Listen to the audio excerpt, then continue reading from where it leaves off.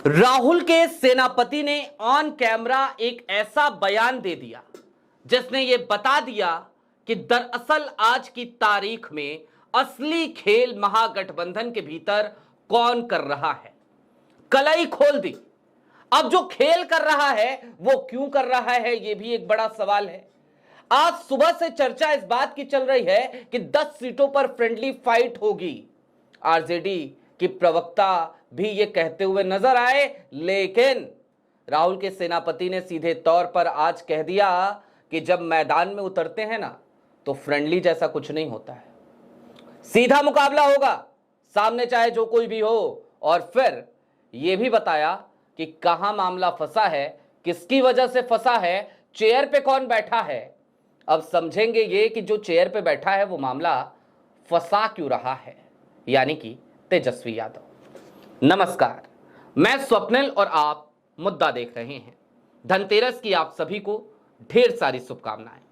दोस्तों, आगे बढ़ें उससे पहले हमेशा की तरह वही छोटी सी अपील। मुद्दा इन दिनों डे टू डे ऑपरेशंस में काफी आर्थिक संकटों का सामना कर रहा है। इसके पीछे दो बड़ी वजहें हैं।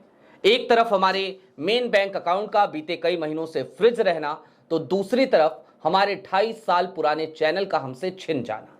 लिहाजा आज की तारीख में मुद्दा के आर्थिक संकट के इस घड़ी में यदि आप चाहें तो छोटी छोटी मदद जरूर कीजिएगा। इसके लिए आप स्क्रीन पर दिख रहे क्यूआर कोड या फिर के नीचे दिख रहे यूपीआई नंबर का इस्तेमाल कर सकते हैं। अब बिना किसी भूमिका के खबर की तरफ चलते हैं। आपके स्क्रीन पर दैनिक भास्कर की एक हेडलाइन है और दैनिक भास्कर की यह हेडलाइन आपको बताती है, राजेश राम बोले कई सीटों पर मामला फंसा है, तेजस्वी फैसला नहीं ले पा रहे। कुटुंबा से आरजेडी के लड़ने पर कहा फ्रेंडली कुछ नहीं, सीधी लड़ाई है। जाहिर सी बात है, उन्होंने जो बयान दिया इस मसले पर, वो भी आपकी स्क्रीन पर। उन्होंने कहा दोस्ताना चुनाव नहीं होता है, मैदान में सीधी लड़ाई होती है। सीधी लड़ाई का मौका आएगा तो देखा जाएगा। फिलहाल महागठबंधन में सीट शेयरिंग फाइनल नहीं हुई है। अब एक एक करके कुछ सवाल दैनिक भास्कर ने पूछे और उनके क्या जवाब दिए वो मैं आपको बताते जाता हूं। बिहार में 8 ऐसी सीटें हैं। हालांकि ये जब इंटरव्यू हो रहा था तब शायद पत्रकार महोदय या तो पहले इंटरव्यू कर चुके रिकॉर्ड, तो इस वजह से वो अपडेटेड नहीं थे। अभी 10 ऐसी सीटें हो गई हैं। इन्होंने कहा 8 ऐसी सीटें हैं जिन पर कांग्रेस के भी प्रत्याशी और महागठबंधन के दूसरे दलों के भी। इसका मतलब है सीट शेयरिंग फाइनल नहीं हुई। राजेश राम जी ने कहा जहां तक सीट शेयरिंग का मामला है हमने बहुत स्पष्ट प्रतिक्रिया दी है और कई सीटों पर क्रॉस डिमांड है और सभी दल अपने अपने क्षेत्र में मजबूती से दावे कर रहे हैं।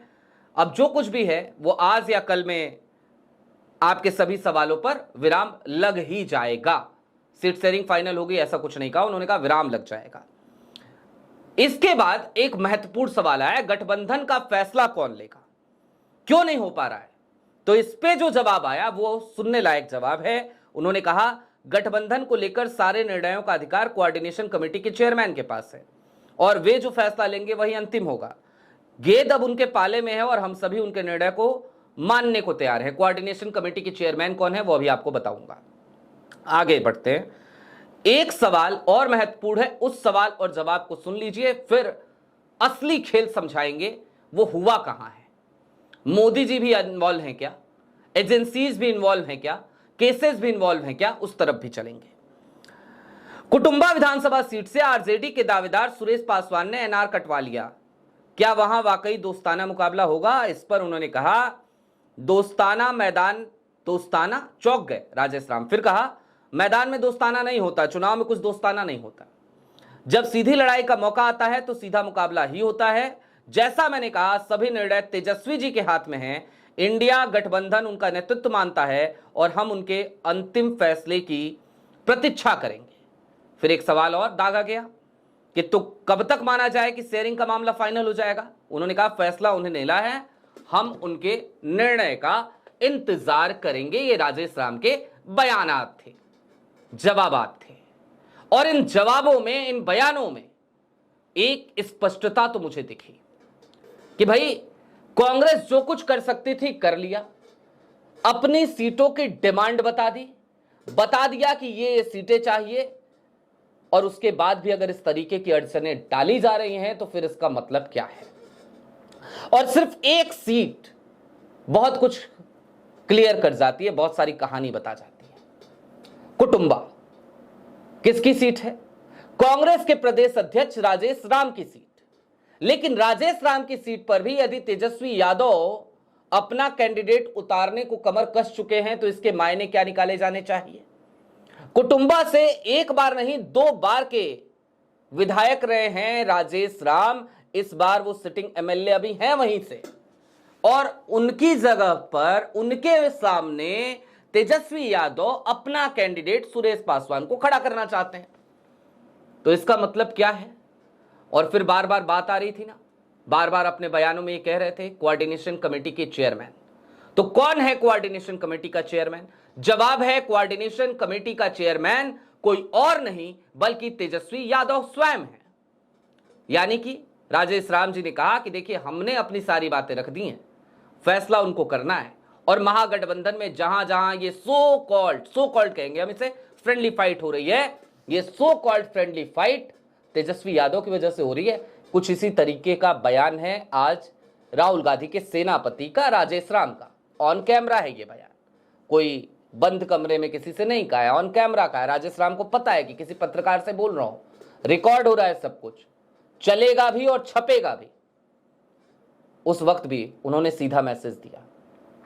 राजेश राम ने ट्वीट भी किया था, आपको सुबह की वीडियो में हमने ट्वीट दिखाया था, 18 मिनट की वो वीडियो है, जाके जरूर देखिएगा। बिहार में महागठबंधन के भीतर क्या है क्या चल रहा है, स्लीपर सेल कौन है, वो सारा खुलासा हमने उसमें किया है, जाके देखिएगा, इत्मीनान से आंखें खुल जाएंगी आपकी। और अब उस कहानी की तरफ चलिए जो वास्तविकता हो सकती है, जो एक कारण हो सकता है। तेजस्वी यादव और लालू यादव अभी हालिया दिनों में दिल्ली आए, कोर्ट की हियरिंग थी, चार्जेस फ्रेम हुए। मामला क्या था? Land for job scam. यह वही मामला है जिसमें तेजस्वी यादव भी हैं, जिसमें लालू यादव भी हैं, और उस मामले में चार्जेस सबके ऊपर फ्रेम हुए। मोदी सरकार की जो स्टाइल ऑफ पॉलिटिक्स है, उस स्टाइल ऑफ पॉलिटिक्स में एक चीज हमेशा से देखी जाती रही है कि एजेंसीज का डर दिखाओ, केसेस का डर दिखाओ, जेल जाने का डर दिखाओ और कॉम्प्रोमाइज करवा दो। तो आज की तारीख में सवाल यह है कि जब बिहार में विधानसभा चुनाव है, ठीक उसी समय पे चार्जेस फ्रेम होते हैं, तो क्या यह भी एक प्रेशर है क्या लालू यादव पे और तेजस्वी यादव पे? उनके ऊपर कोई प्रेशर डाला जा रहा है क्या? जेल जाने का डर है क्या? और उस डर की वजह से ये बिहार चुनाव के ठीक वक्त पे खेल बिगाड़ने की पूरी कवायद किसी और की तरफ से नहीं बल्कि आरजेडी की तरफ से ही हो रही है क्या? ये एक सवाल है। मैं बिल्कुल इस पे मुहर नहीं लगा रहा, लेकिन हां, संभावनाएं जब तलाशी जाती हैं, जब विश्लेषण किया जाता है, तो ऐसी किसी संभावना से इनकार नहीं किया जा सकता। दूसरी तरफ कांग्रेस क्यों आखिरकार बार बार कमजोर सीट्स पर ही लड़े? पिछली बार 70 सीट पर लड़कर 19 सीट जीतने वाली कांग्रेस, और उसके बाद बीते 5 सालों में लगातार बिहार की जब भी बात हो तो ये ताने सुनने वाली कांग्रेस कि भाई स्ट्राइक रेट बहुत खराब है कांग्रेस का, वो आखिरकार आज की तारीख में क्वालिटी ऑफ सीट्स की डिमांड क्यों ना करे? वो क्यों ना कहे कि जो क्वालिटी है सीट्स की वो ज्यादा महत्वपूर्ण है, क्वांटिटी आप कम कर दीजिए लेकिन क्वालिटी की सीट्स दीजिए। वो सीट्स दीजिए जहां पर महागठबंधन के जीतने की संभावनाएं हो। ऐसी सीटें खामखा हमें क्यों दे रहे हैं जहां पर हमारी जीत की संभावनाएं बिल्कुल नगण्य है, बिल्कुल शून्य है, जहां पर हमारे मतदाता ही नहीं है, जहां पर सामने वाला खेमा यानी कि एनडीए का खेमा यानी मोदी जी का खेमा बहुत मजबूत है, वहां पर क्यों? सिर्फ वहीं पर क्यों? पिछली बार 70 सीटों में से तकरीबन 49 सीटें ऐसी थी जिसमें कांग्रेस की जीतने की संभावना सीट शेयरिंग के दिन से शून्य हो चली थी। और यह सीट शेयरिंग कहां हुई थी, किसने करी थी, समझ जाइएगा। उस वक्त पे दरअसल वो लोग पार्टी चला रहे थे जो कांग्रेस दफ्तर से नहीं चला रहे थे, सदाकत आश्रम से नहीं चला रहे थे, लालू प्रसाद यादव जी के घर से कांग्रेस चल रही थी। और लोकसभा चुनाव के दौरान जब इंडिया गठबंधन बना तब भी यही कवायद चली। अखिलेश प्रसाद सिंह थे उस समय तो प्रदेश अध्यक्ष, आपको अच्छे से याद होगा। उसी तरीके से कांग्रेस को चलाया गया। नतीजे में स्ट्राइक रेट क्या आया आप सबको बेहतर तरीके से पता है। लिहाजा आज जब कांग्रेस के ऊपर दबाव इस बात का है कि स्ट्राइक रेट उसको अपना अच्छा रखना है, तो जाहिर सी बात है कि वो संघर्ष करेगी इस बात पर कि उसको अच्छी सीटें मिले। आज राजेश राम ने यह बात खुल करके कही और इसके साथ ही साथ उन्होंने ये बात भी ऐलानिया तौर पे कह दिया कि अपनी तरफ से ना कुछ डिले है, अपनी तरफ से ना कोई खामी है। भाई खामी जो है वो आरजेडी की तरफ से है, तेजस्वी यादव जी जाने, हम कुछ नहीं कर सकते। अब कुल मिलाकर इसे इस तरीके से भी देखने की जरूरत है कि चुनाव सर पर है और उस वक्त पे सब एक दूसरे के ऊपर लाठी डंडा लेकर चढ़े पड़े हैं। बारात दरवाजे पर आकर खड़ी हो जाए और घर में चाचा ताता नाना मामा फूफा सब एक दूसरे के ऊपर लाठी लेकर खड़े हो जाएं। कुछ वही हाल आज की तारीख में बिहार के चुनाव के मद्देनजर महागठबंधन का है, इंडिया अलायंस का है। आपकी क्या राय है हमें कमेंट बॉक्स में जरूर बताइएगा। अभी के लिए दीजिए इजाजत। ऐसे ही तमाम अपडेट्स, तमाम डेवलपमेंट्स के लिए जुड़े रहिए मुद्दा के साथ। चलते चलते फिर वही अपील, चैनल पे नए हो तो सब्सक्राइब करते हुए जाइएगा, सक्षम हो तो छोटी छोटी मदद मुद्दा की जरूर कीजिएगा। बहुत शुक्रिया।